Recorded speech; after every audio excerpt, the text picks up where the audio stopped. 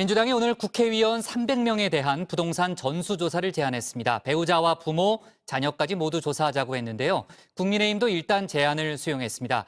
재보궐선거 관련해서는 민주당 박영선 시장 후보가 오세훈, 안철수 두 후보를 비판했는데요. 마음이 콩밭에 가 있다, 이런 내용이었습니다. 열린민주당 김진애 후보와의 단일화 관련 소식까지 유정아 반장이 정리해봤습니다. 오늘은 시작부터 코너로 갑니다. 키워드로 살펴보는 4월 재보궐선거 이슈 모음집입니다. 코로나19부터 부동산 단일화까지 이슈가 엄청 많죠. 그런데 최근 이 이슈들을 다 덮어버리고 연일 방송과 신문지면을 장식하는 이슈가 있습니다. 이슈 블랙홀이라고나 할까요? 부동산, 그중에서도 부동산 투기 얘기입니다. 바로 LH 사태인데요. 더불어민주당은 오늘 국회의원 300명 전원에 대해 부동산 투기 전수조사를 제안했습니다. 국회의원 300명 전원에 대한 국회 차원의 부동산 전수조사를 국회의장님과 국민의힘에 제안합니다. 아랫물을 청소하려면 윗물부터 정화해야 합니다. 성역 없는 조사와 예의 없는 처벌만이 공직자의 투기를 방지할 수 있습니다. 김태년 대표 직무대행은 국회의원뿐 아니라 배우자와 부모, 자녀까지 모두 대상으로 삼아야 한다고 했습니다. 부동산 소유와 거래 현황을 전수조사하자는 겁니다. 국민의힘 김종인 비대위원장은 바로 제안을 받아들이겠다고 했습니다. 뭐 한번 해보죠. 뭐 300명 다. 사실은 원래 공직자 되시는 분은 자기 주변 관리를 철저하게 잘 해야 되는데, 예를 들어서 뭐 자기 남편이나 뭐 이런 사람들의 지위에 상당하게 정보를 취득해서 투기 활동을 하는, 그건 있을 수 없는 일이죠. 네, 이 반응을 들은 김 대표 직무대행은 오후에 박병석 국회의장을 만나서 전수조사 건의서를 전달을 했는데요. 조사를 실효적으로 할 수 있도록 야당과도 추가 협의하겠다고 했습니다. 국민의힘이 선뜻 제안을 받아들인 이유, 민주당보다 불리할 게 없다고 보기 때문이겠죠. 주호영 원내대표는 민주당 소속 시의원부터 국회의원까지 투기 의혹이 줄줄이 나오는 상황이라면서 뜬금이 없긴 하지만 못할 건 없다라고 했습니다. 또 민주당 소속 정치인들이 우리 쪽에 정보 요구를 해서 투기하는 것을 몇 번 봤다는 LH 직원의 익명의 글이 게시판에 올라오기도 하는 상황에서 당정이 협력해 투기한 이런 상황에서 국민들이 부동산 대책을 신뢰할 수 있도록 당정 협력 강화를 주문한다니 어처구니가 참으로 없습니다. 네, 실제로 민주당에선 일부 당내 의원들과 가족들의 투기 의혹이 이미 제기가 됐습니다. LH 사태가 불거진 경기도 광명과 시흥, 3기 신도시 부지의 근처인데요.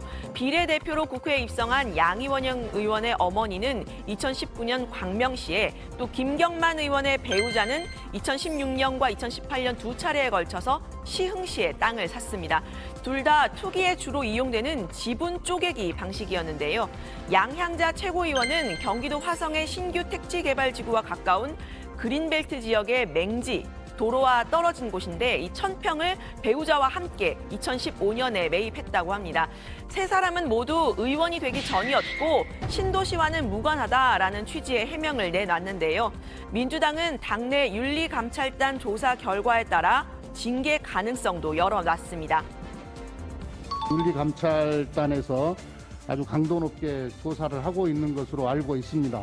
그리고 그 처리에 대한 기준도 그 윤리감찰단에서 1차적으로 정해서 아마 뭐 최고위나 이렇게 보고가 될 거기 때문에 윤리감찰단의 조사 결과를 한번 보도록 하겠습니다.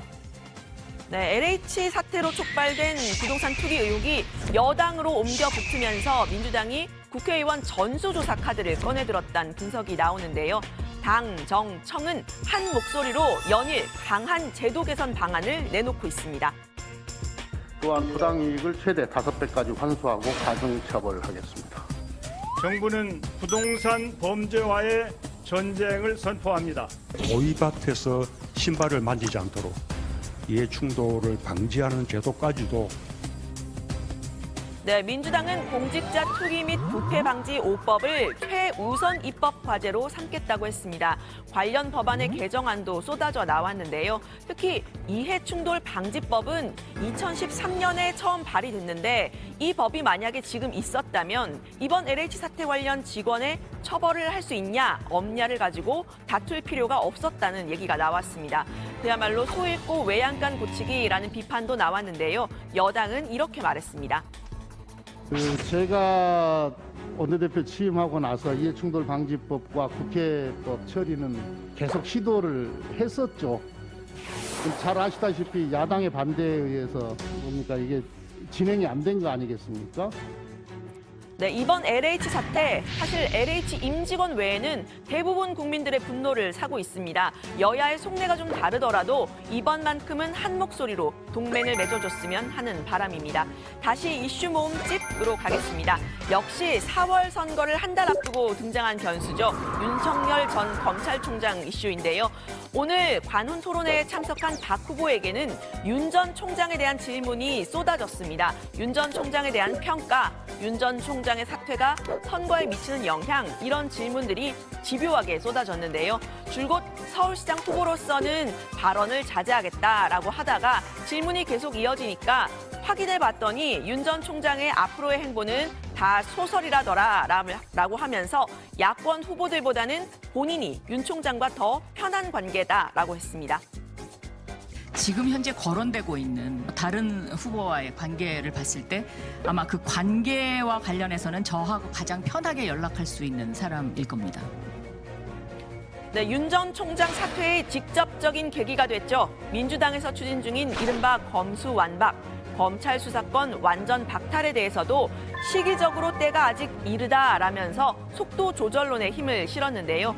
이번 LH 사태에서도 검찰이 뒤에 숨어 있을 게 아니라 먼저 나서서 수사하겠다고 건의를 해야 한다라고 주장을 했습니다. 저는 만약에요.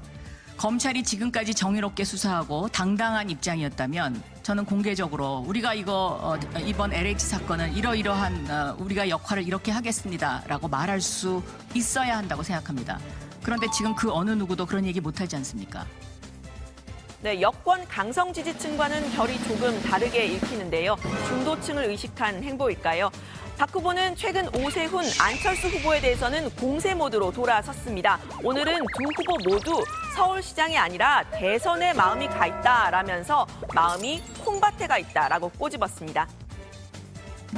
저는 10년 동안 서울에 몰입하고 서울의 미래를 위해서 준비한 후보이고요. 다른 그 두 후보는 마음은 콩밭에 가 있는데 이 콩밭이 잘 안 될 것 같으니까 서울시장에 출마를 해서 서울을 정치적으로 이용하는 후보입니다. 그 부분은 저는 확실한 차이가 있다. 네, 박영선 후보 입장에서는 본선에 온전히 마음을 쏟기 위해서는 아직 숙제가 하나 남았는데요. 바로 열린민주당 김진애 후보와의 여권 단일화입니다. 김진애 후보는 오늘도 박영선 후보로는 안 된다, 내가 이변을 일으켜야 승리한다라는 취지의 주장을 이어갔는데요. 지금 이렇게 당에 엎혀서 나오는 후보로 가기에는 지금의 국면이라고 하는 거는 상당히 불안하다. 자기를 다 던지고 나와서 감동을 만드는 이런 후보가 서울시장에 있으면 저는 확실하게 정치적인 약자 아닙니까? 네, 김 후보 앞서 여권의 필승 전략 밝힌 바가 있죠. 박영선 후보하고 김진애 후보가 네. 딱 수트 빼입고 스탠딩 토론으로 해가지고 자유 토론으로 해서 하면 네. 완전 시청률 폭발하지 않겠습니까? 이런 컨벤션 정도는 네. 해야 우리가 네. 이기겠다는. 네, 시청률 폭발할 그 토론 바로 내일 5시 30분부터 7시 40분까지 특집 정치부 회의에서 보실 수가 있습니다. 김 후보가 예고한 것처럼 스탠딩 토론으로 진행이 되고요. 2가지 주제로 진행되는 자유토론 그리고 1대1 주도권 토론의 형태로 진행이 됩니다. 수트를 빼입는지까지는 내일 확인하시죠. 오늘 발제 이렇게 정리합니다. 민주당 부동산 투기 국회의원 전수조사 추진, 박김 단일화 토론 내일 특집 정치부 회의에서